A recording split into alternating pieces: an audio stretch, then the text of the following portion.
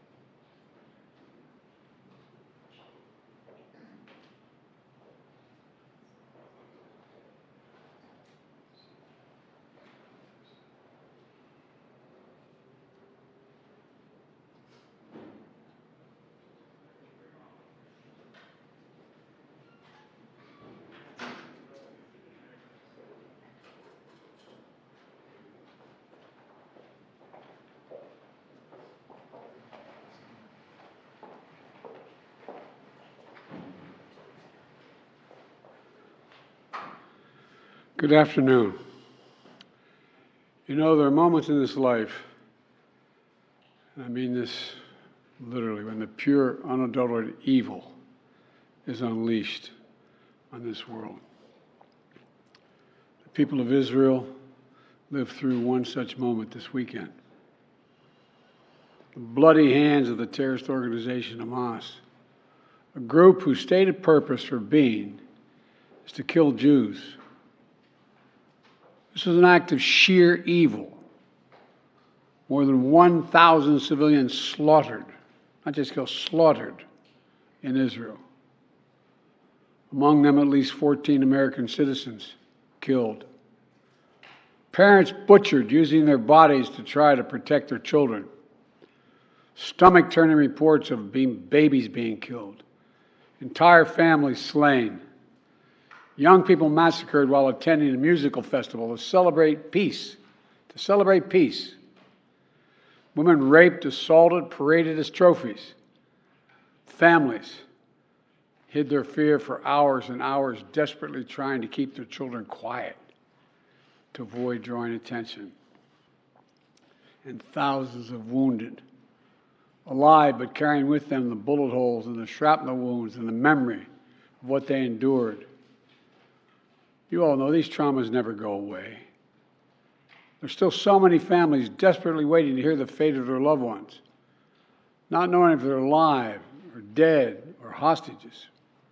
Infants in their mother's arms, grandparents in wheelchairs, Holocaust survivors abducted and held hostage. Hostages whom Hamas has now threatened to execute in violation of every code of human morality. It's abhorrent.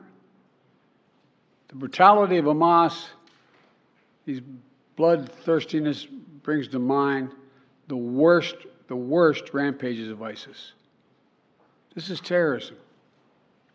But sadly, for the Jewish people, it's not new. This attack has brought to the surface painful memories and the scars left by a millennia of anti-Semitism and genocide of the Jewish people. So in this moment, we must be crystal clear. We stand with Israel. We stand with Israel.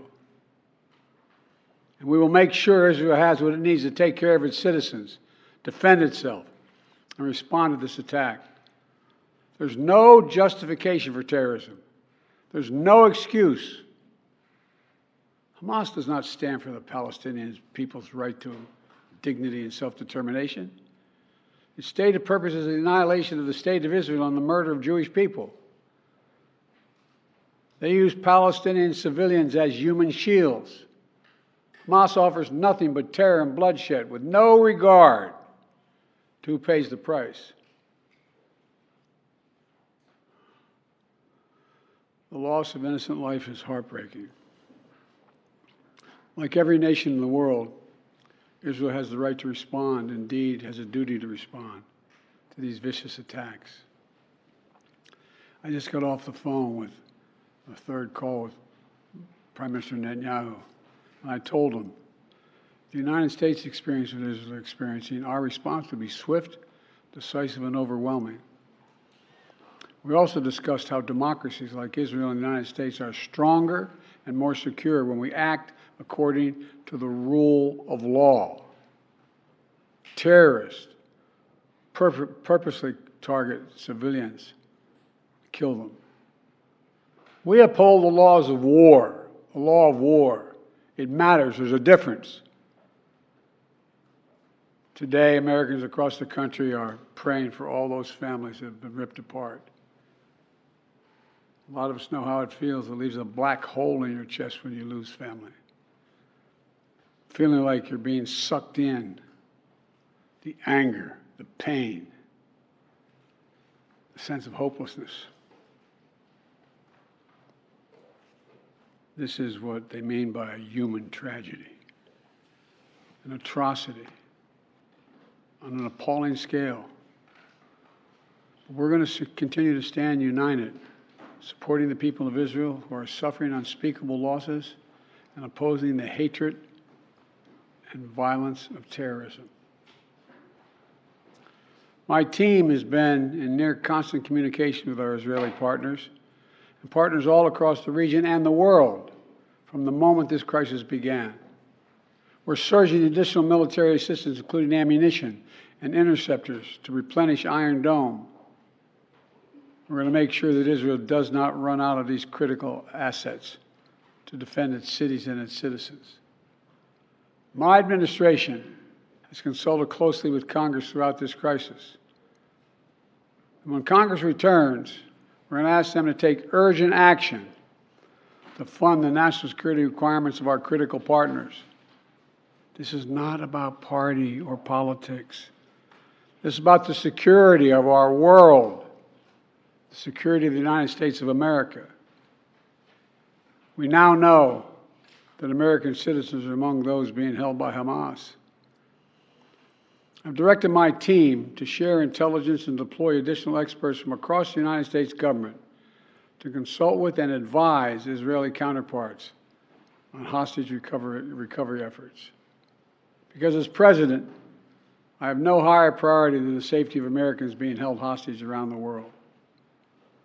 The United States has also enhanced our military force posture in the region to strengthen our deterrence. The Department of Defense has moved the USS Gerald R. Ford Carrier Strike Group to the Eastern Mediterranean and bolstered our fighter aircraft presence. And we stand ready to move in additional assets as needed. Let me say again, to any country, any organization, anyone thinking of taking advantage of this situation, I have one word: don't. Don't. Our hearts may be broken, but our resolve is clear. Yesterday, I also spoke with the leaders of France, Germany, Italy, and UK to discuss the latest developments with our European allies and coordinate our united response. This comes on top of days of steady engagement with partners across the region. We're also taking steps at home. In cities across the United States of America, police departments have stepped up security around centers of Jewish life. The Department of Homeland Security and the Federal Bureau of Investigation are working closely with state and local law enforcement and Jewish community partners to identify and disrupt any domestic threat that could emerge in connection with these horrific attacks. This is a moment for the United States to come together, to grieve with those who are mourning. Let's be real clear. There is no place for hate in America. Not against Jews, not against Muslims, not against anybody. We reject. What we reject is terrorism. We condemn the indiscriminate evil, just as we've always done. That's what America stands for. You know, just over 50 years ago, I was thinking about it this morning, talking to the Secretary of State, the Vice President in my office. Over 50 years ago, as a young senator, I visited Israel for the first time as a newly elected senator.